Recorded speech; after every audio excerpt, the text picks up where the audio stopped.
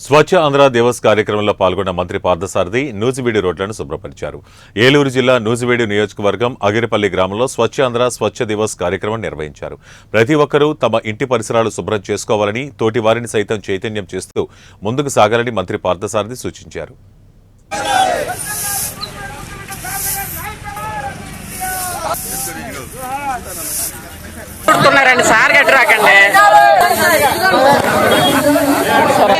పరిశుభ్రత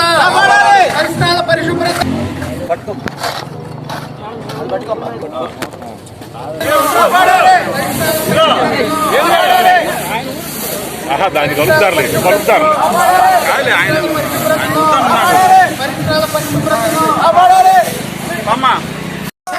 అలాగే